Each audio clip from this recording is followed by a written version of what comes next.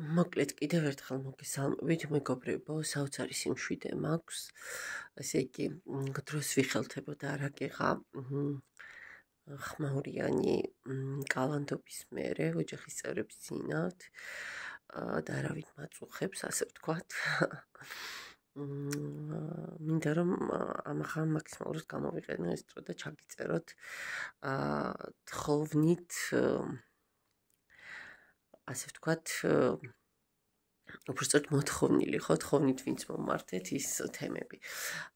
თუ მიყურებს ის ქალბატონი, ვინც მთხოვა რომ გამეკეთებინა ესეთი გაშლა, თუ საუბრობს ზურგს უკან კონკრეტული ადამიანი ნეგატივის ასპექტში. ერთ რაღაცას გეტყვით, მეგობრებო, მე თვითოულ ტაროლოგს, ეზოთერიკოს პატივს ვცემ, ვინც ეხება საერთოდ უარყოფით მომენტებს და ენერგიებს და კეცვიხრი, რა თქმა უნდა, ყველას შრომა დასაფასებელია, მაგრამ ყველას აქვს მისი მუშაობის სტილი. მე პირადად სწორად გამიგეთ, არასდროს ვამახვილებ ყურადღებას იმაზე, ვინ არის თქვენი მტერი, მით უმეტეს საჯარო გაშლებში ეს ძალიან სიფრთხილით გასაჟღერებელი ინფორმაცია. საჯარო გაშლა ზოგადად ძალიან რთულია, რომ შენ დაიცვა ის სწორი მიჯნა და ხაზი, რის იქითაც ადამიანმა შესაძლოა თვით ილუზიაში რაღაც სასწაული არ დამართოს საკუთარ თავს, ხო? ამიტომ კარგი ინფორმაცია კი ბატონო, დააპროგრამეთ საკუთარი თავი, არაფერს ცუდს არ მოგიტანთ, მაგრამ ნეგატივზე მე ძალიან თავს ვიკავებ, რომ ეს მსგავსი ტიპის გაშლები გავაკეთო, რომ ბუმერანგი და რაღაც ვინ ვისი მტერია და რა გელოდებათ ცუდი და რა არ შეგნებულად არ ვამახვილებ ამაზე ყურადღებას, მაპატიეთ, მომიტევეთ, ნუ მომთხოვთ მსგავსი გაშლების გაკეთებას, მე ერთადერთი შემიძლიათ ახლა ამ წუთას თქვენი თხოვნის საფუძველზე გავაკეთო, რას საუბრობს ადამიანი თქვენზე, ზურგს უკან, ხო? არ ვიცი. არა, ზურგს უკან არა, მოდით არ გავაკეთებ ამაზე, იმიტომ რომ ეს უკვე ნეგატივია, ხო, ზურგს უკან თუ საუბრობს ადამიანი, ესე იგი უკვე რაღაცა, ხო, ნუ არ არის მაპატიეთ, რა სწორად გამიგეთ შემოკარგო ადამიანს, სხვა რაც გინდა მთხოვებ, მაგრამ ასეთი ტიპის გაშლას მე მით უმეტეს საჯაროს არ გავაკეთებ, ვერ კი არა, შეგნებულად არ გავაკეთებ, პრინციპულად არ გავაკეთებ. რაც გინდა მთხოვეთ და დანარჩენი კი ბატონო, მაგრამ გავაკეთებ გაშლას, თუ საუბრობს ეს ადამიანი სხვებთან თქვენს შესახებ. ოღონდ გავაკეთებ პარტნიორზე. ან თქვენი ჩაფიქრებული ადამიანი, ხო? თუ საუბრობს მეგობრებთან, ან ვინმესთან თქვენთან დაკავშირებით და პირველი მეორე ვარიანტი და ვნახოთ, აბა თუ საუბრობს. ძალიან გთხოვთ კიდევ ერთხელ ვიმეორებ, ნუ გამიფრაზდებით.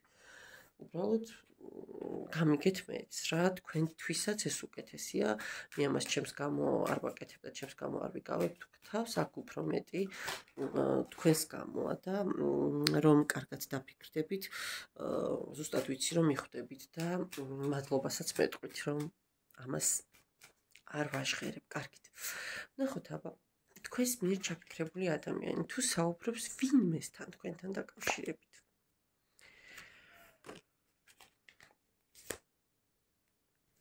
არა, მეგობრებო. არა. ეს ადამიანი მაქსიმალურად არა. ძალიან როგორ გინახავთ, იცით, აი საკუთარ თავსაც რომ არ უნდა რომ ბევრი ელაპარაკოს თქვენზე, თითქოს აი არ დაინახონ, არ შენიშნონ, გფარავთ, გმალავთ. აი ჩემია მარტო როგორი ენერგიები აქვს, იცით, აი ეს ჩემია და ეს არავისი განსაკითხავი არ არის.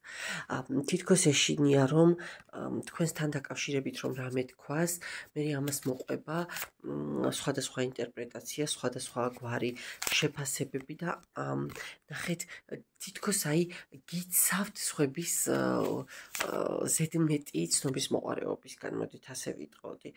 არა, ის თავიდან ბოლომდე, აი იცით როგორი მომენტია აქვს. არა. აი აქ დაშორებულები ხართ. დიდ ნაწილზე ისე გადათამაშდება, რომ პაუზაზეა თქვენი ურთიერთობა, მაგრამ მიუხედავად ამისა, აი როგორი მომენტი აქვს, იცით, საკუთარ თავთან დაჯდება, საკუთარ თავს ესაუბრება, ან ბუნებაში გავა, ან აი იცით როგორი დაჯდება და შესაძლოა დაწეროს SMS-ი და არ გამოაგზავნოს. მაგრამ არა, ეს ადამიანი სხვებთან თქვენთან დაკავშირებით არც ცუდს და არც კარგს, აი არანაირ ინფორმაციას არ აჟღერებს. არა, ძალიან სიფრთხილით უდგება ზოგადად თქვენთან დაკავშირებულ სიტუაციებს, ჩემო კარგო ადამიანებო. აი რას ნიშნავს, რომ ეს არ უნდა გააკეთო ახლა, ჩემი და რო ნახავს ამ ვიდეოს, ხო, რომ გაიღვიძებს ხვალ. მართლა მეტყვის, რომ რა არისო, ნუ რა. ბებოს აქ გაჭირვებია სუფრები და ახლა ერთი სუფრა ვერ იპოვე, რომ ეს საფეთქები არ გაგეფინაო, მაგრამ ნუ ხა შევიკავე თავი მეორე სართულზე, აღარ ვიბოდიალე იმისთვის, რომ ხალხი გამიღვიძებინა და მე კიდე ხელი შეეშალათ და ვითომ მარტივი გამოსავალი ვიპოვე, მაგრამ დავიტანჯე. მომიტევეთ არაუშავს. ხომ და არა. არ საუბრობს.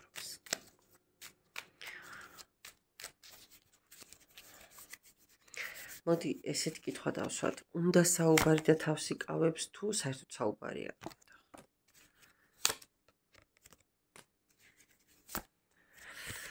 როგორი მომენტი აქვს, იცით, აი ზოგჯერ შემოაწყვება ემოცია და აი თითქოს უნდა რომ, მაგრამ არა, აქ იცით როგორი ენერგიები მომდის, არა.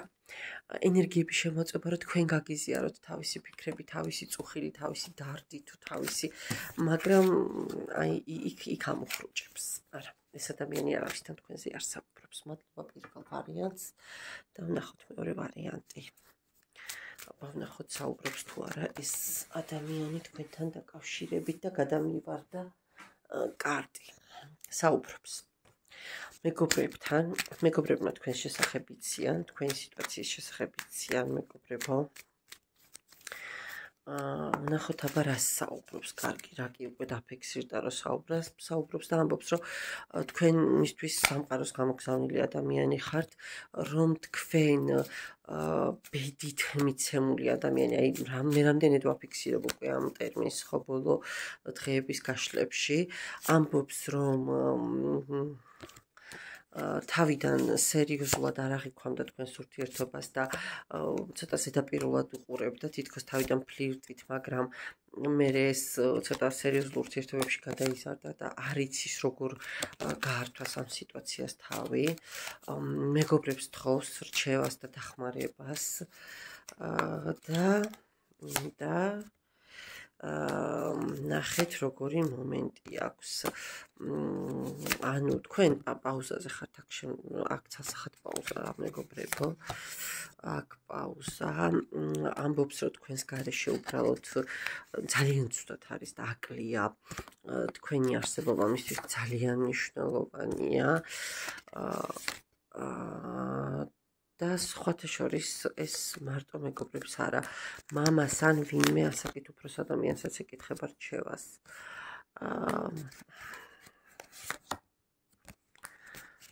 აქ როგორი მომენტია გეტყვით მეგობრებო.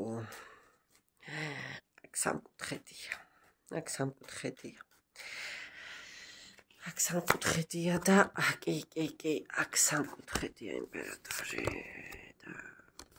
აქ სამკუთხედია და თქვენ შესახებ ძალიან ვიწრო წრე მიცის მეგობრების და აი რა გააკეთოს, როგორ გააკეთოს, ანუ ის თითქოს ზედაპირული ურთიერთობა ცოტა სერიოზულ გრძნობებში გადაეზარდა და ვერ გთმობთ და არა და ურთიერთობა უკვე გაფუჭებულია. მე მაჩვენებს, რომ აქ რაღაც არჩევანი არის უკვე გაკეთებული და უკვე დაანგრეულია თქვენთან ურთიერთობა.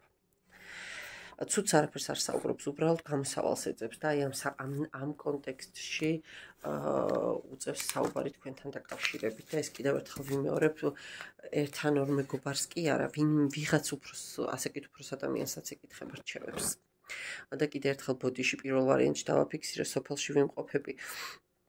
რაღაც აქსესუარები წამოვიღე, რაღაცები დამრჩა და მოკლედ, იმიტომ რომ ხალხი არ შემეწუხებინა და მეორე სართულზე არ მებოდიალა, ბებოსი გაქვს ჩაკეტილი სუფრები. ხვალ ჩემი და გადაირევა რა დაინახავ სამხელსახოცებს გაშლას, მაგრამ მომიტევეთ ახლა მეგობრებო როგორღაც მე მგონი ამაზე უფრო მნიშვნელოვანი ინფორმაციაა და როგორღაც მაპატიებთ ჩემს უპასუხისმგებლო საქციელს დღეს, ხო, ესე წარმოდგენილი ვარ, ასე ვთქვათ, ხელსახოცების ფონით.